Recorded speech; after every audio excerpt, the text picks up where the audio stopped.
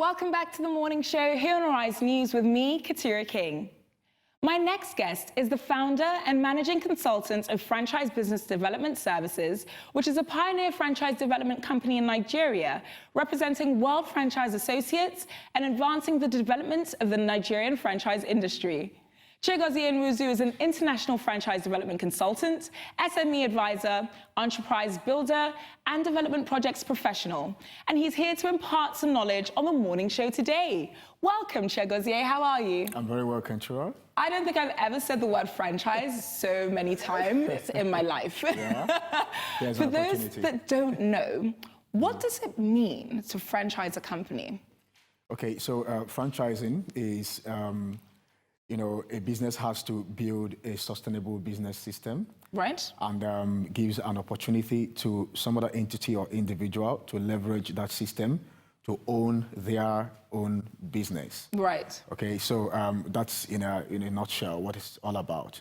I see. So how would you say that it works then? If you were to give me a step-by-step analysis as to how the business of franchising works, what would that be?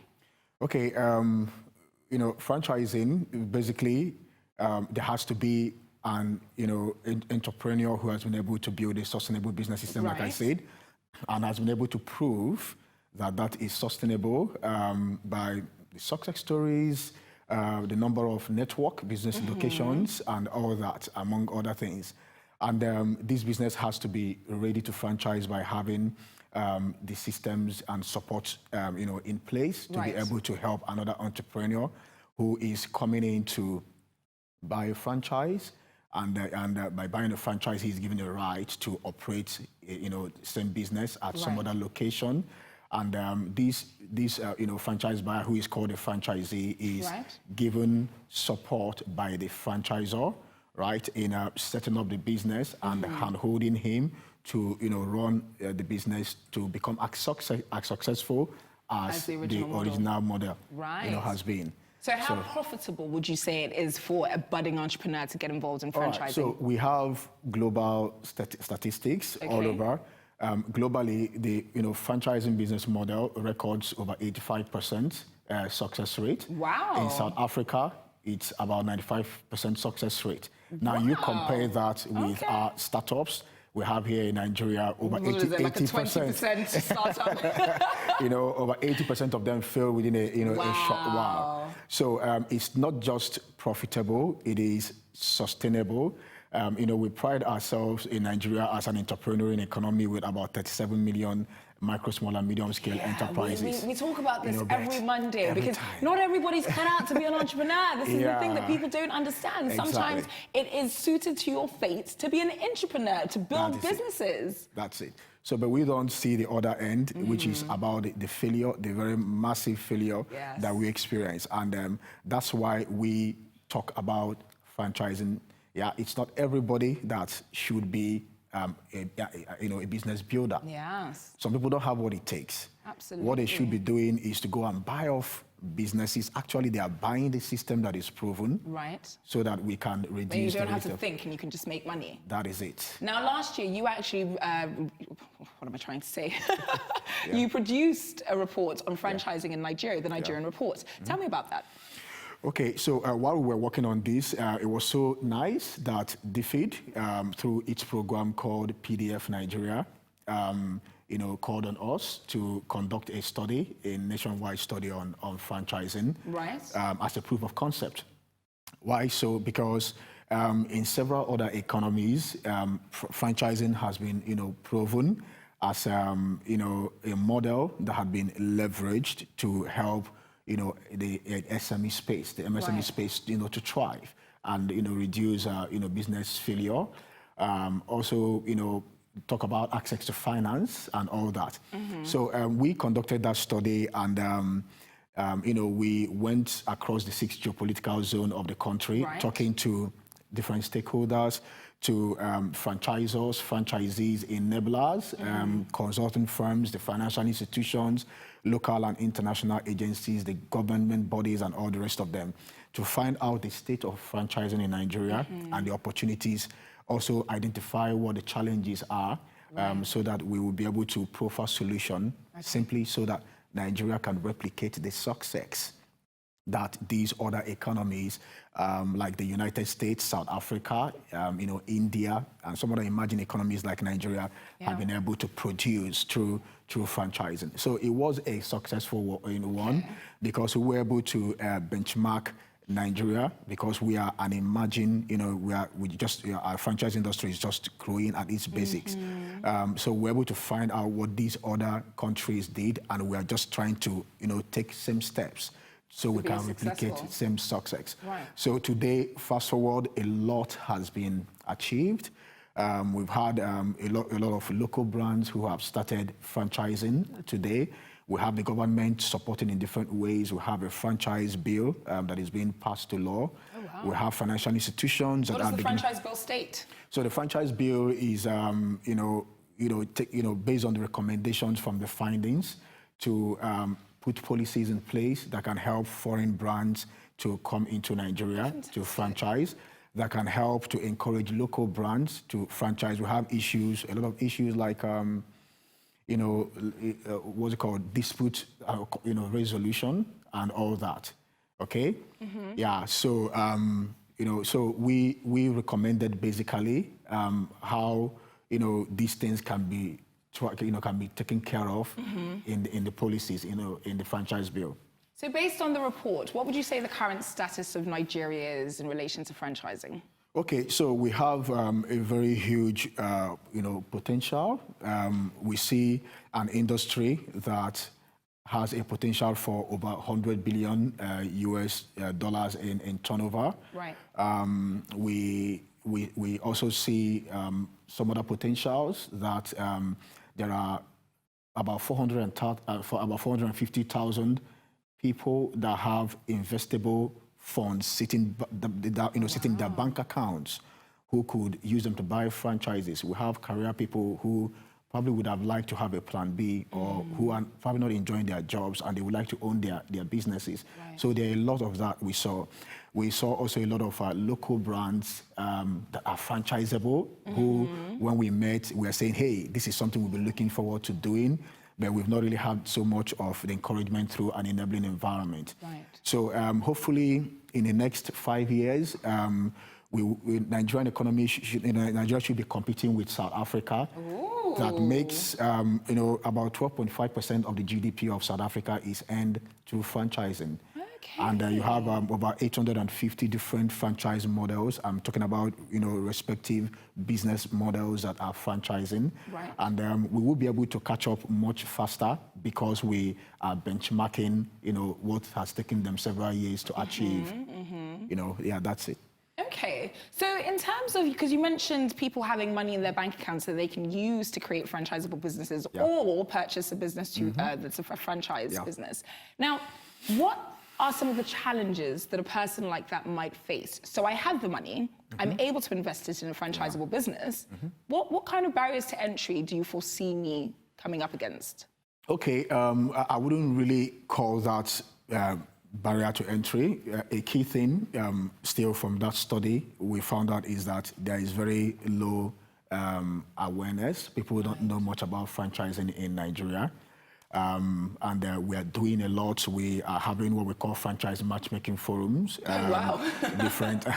And we have upcoming franchise exhibitions and expos that we are going to be holding. And so every now and then we partner with some other platforms to let people know about the gains of franchising.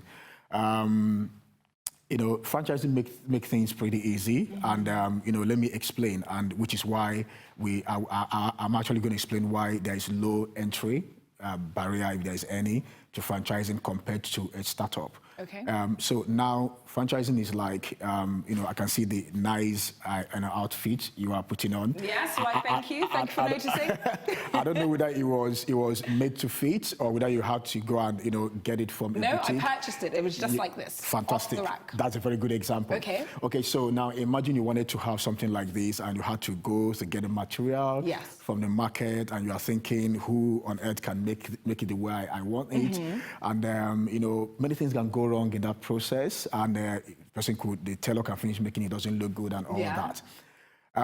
Compare that to just walking into a boutique and you see this nice outfit, you pick it, go test it out, and it looks perfectly okay on you. So and you that, pay let me and guess, walk out. my Ankara degrees are a franchisable business model? Yeah, but it helps us to explain this. So that compares to an entrepreneur who sees businesses, from the perspective of, I want to write a business plan. Oh, what out of millions of business ideas, which one will it be? How do I get support from the bank? How do I get started? Without experience? And that is exactly why, because of this lack of capacity, we have so many failures, business failures, in Nigeria. So franchising is, we have a host of brands across different industries. For example, House of Tara is a beauty and makeup franchise brand. It could be a food business. It can be Frenzy Yogurt. It could be TFC. It could be along any the sort lines of things. of House of Tara. Tell me about some of the most successful franchised businesses in Nigeria, Nigerian-owned businesses. Okay, so we are very proud of the success story of House of Tara. Yeah, because remember that we have this culture in Nigeria. Our people are not very keen about building capacity, right?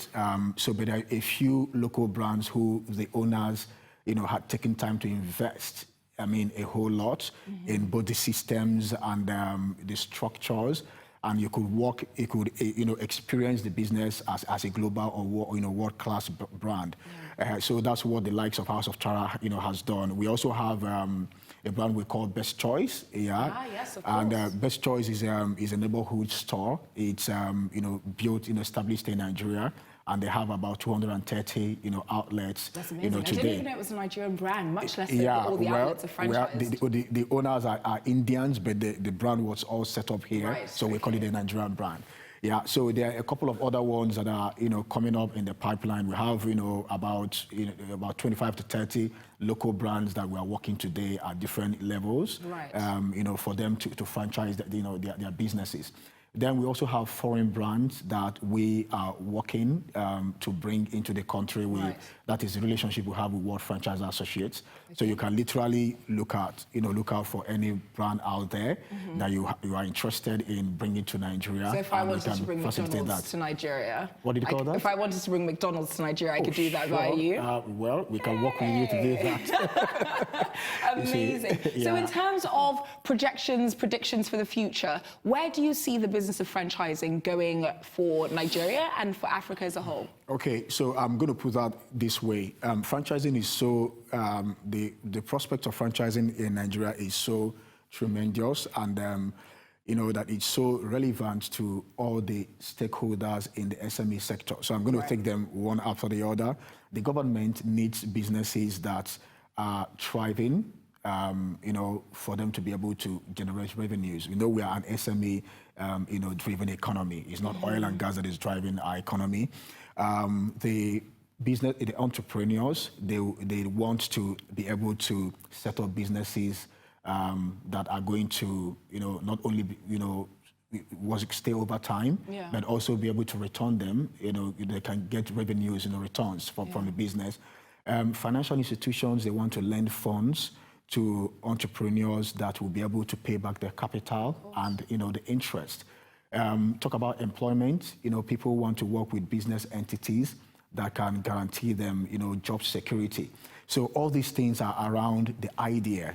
So it's almost a business ecosystem that can and will be built with successful franchising. That is it. So what we are saying is that we've had a lot of failure among startup businesses in Nigeria.